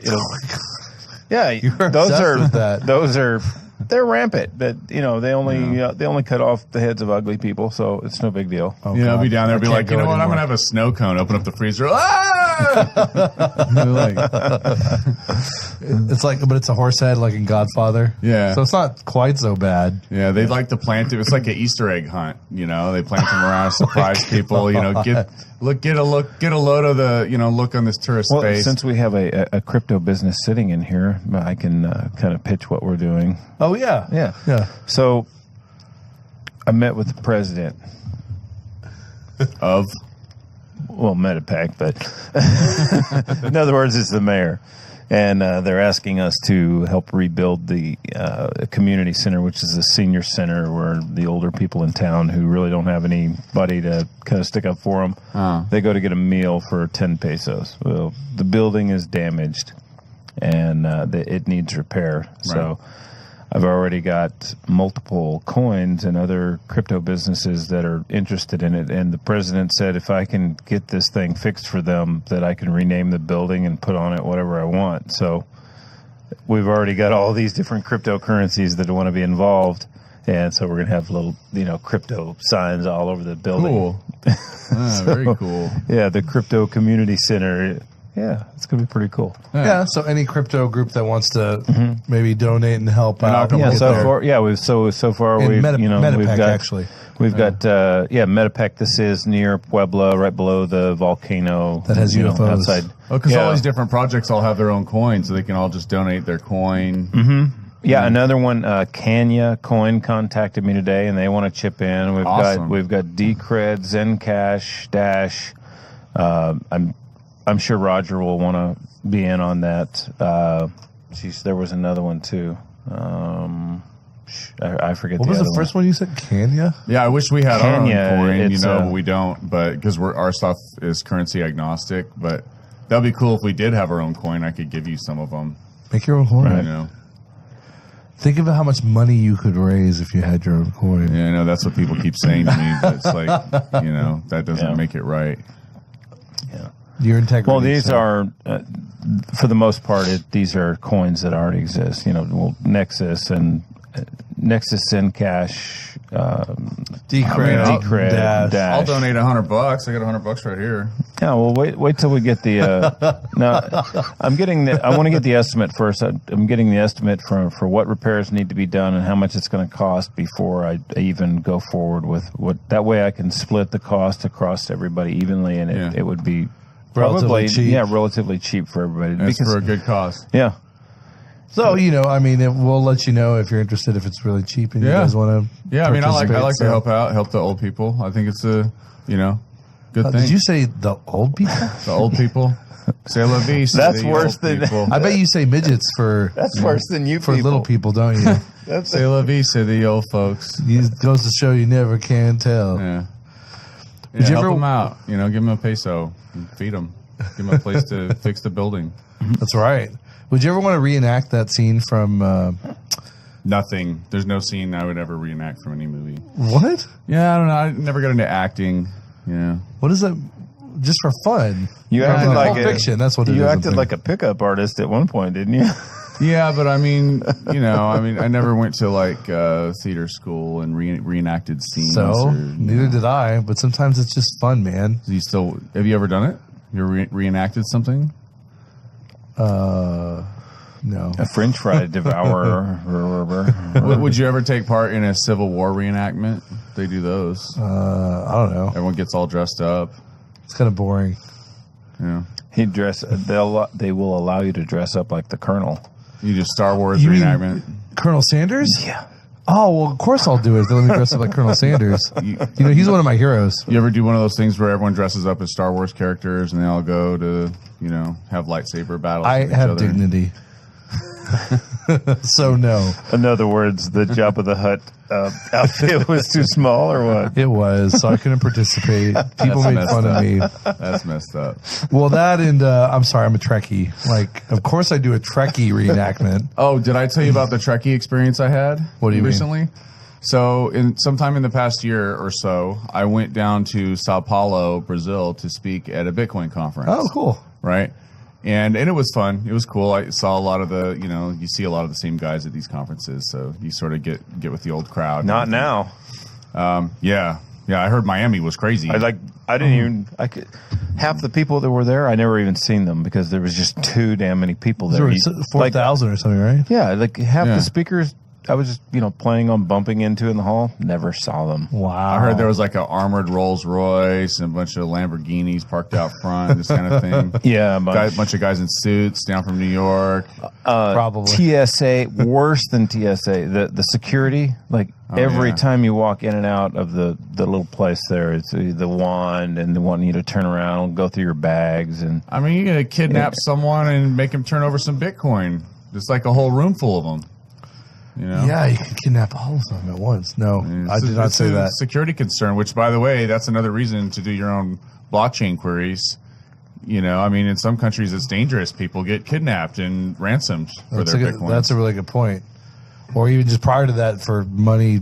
Certain South American countries, that's a danger. No, speaking of which, I'm in Sao Paulo, and I go into my hotel, and I don't know. You know how they have the hallway and there's the bathrooms and so on, and this door opens up, And all these people start walking out, all dressed up in Star Trek outfits, because they were having some Trekkie conference there at the hotel. In Sao Paulo? Yeah, a Brazilian Trekkie conference. Whoa. And people came out dressed as Klingons and Borg and everything. Oh my I even have some That's really pictures. cool. You know, I'll That's show you. I want to see Crazy. that. Did Chewbacca have a Brazilian? That's not That's Star Star Trek. Wars, fool. Whatever. Jeez. It's virtue signaling. I don't really know the difference between Star Wars and Star Trek, like you nerds. No, but you're right. No, I just have to say this. It is to allude to Star Wars is virtue signaling, but not the other way around. Because let's face it. To confuse the two is virtue signaling, you know, like you don't know. Oh, well, that's true too, I guess. But still. Yeah, but there's nothing on Star Trek that would be funny about a Brazilian waxing like Chewbacca. I mean, well, these gotta be something. these people were fans. I mean, they like there was a Data. This guy walked right by me, looked like Data, you know. That's so awesome. And he like does the walk. He's like doing the Data walk like this. I don't think As he it's goes quite by. like that. And I'm telling you, he like did the walk. Like he was into his character. Well, he you had didn't do the walk. He Is had what I'm his face saying. painted. He had the eye things in. The Klingons are pulling out their swords and swinging them around. Their curved thing they have that they swing around. Right. Like Battle nunchucks or axe something. or whatever it is. Man, did you talk to any of them? Yeah, I got my picture with some of them. I got on my phone. I'll show you. Were there any like hot chicks dressed as like those hot aliens? You know what I mean? Bunch of no. Like There's a lot of, no? not a lot of hot chicks. No. Oh, I guess it is kind of a male dominated thing. No. I mean, there's a lot of hot chicks in Brazil. Well, that's true. They're just not there. They're just not dressed up as Star Wars or Star Trek characters. You know. See, and like SJW used to complain about there's not enough females in Star Trek. Be grateful that there aren't. Don't act like that's discrimination. That's just women knowing better than to do that, I guess. I mean, there's probably a few women at the Star Trek conference. That, they probably get a lot of attention, like 9-to-1 ratio or something. I don't know. Right. Get all these beta orbiters around them. I suppose. I see a little smirk on your face. You're like, something clicked in your memory. Well, we got less than 2 minutes left. I don't know. You want to talk about guns? Oh, I love guns. I think everyone should carry one. I think honestly that people should always have a gun on their person at all times. Yeah, no, I mean I don't disagree. If you think about the number one reason that most people would buy a gun, it's because of the case of home invasion. They think, well, if someone were ever to come into the house and do a home invasion, that's probably the number one reason that most people would buy a gun. But what about self-invasion when you're outside your home? Well, am I right? Well, I mean, that's another point. But I guess what I'm saying is if a home invasion is the number one reason that most people buy a gun, then really you should wear the gun on your person at home at all times. The whole time that you're at home, at all times, you should be wearing a gun on your person, because if there actually is a home invasion and it's not on your person, it's not going to do you any good. Potentially very screwed. Yeah, and there's actually stories about that where people have a home invasion and they're all getting tied up and whatever, and they had a gun, but it was upstairs. And, one guy managed to slip away and get to the gun or whatever. It's like, well, what if you just had it on you in the first place? But that's all the more reason why we shouldn't have guns, Chris. I mean, the only reason that you would even buy the thing basically dictates that you should be wearing it. Yeah, that's a really good point, honestly. I think more people should keep that in mind. I mean, about the prospect of home invasion, you're right. Because if it's too far away for you to get or takes too long to get, you might as well not have it. Yeah, if it's not on your person, it's kind of like, some women say, well, I'm going to put a gun in my purse. Well, if you are walking across the parking lot and you get tackled or something, your purse goes flying, that gun is either on your person or not. You're right. Well, we'll see you guys next time.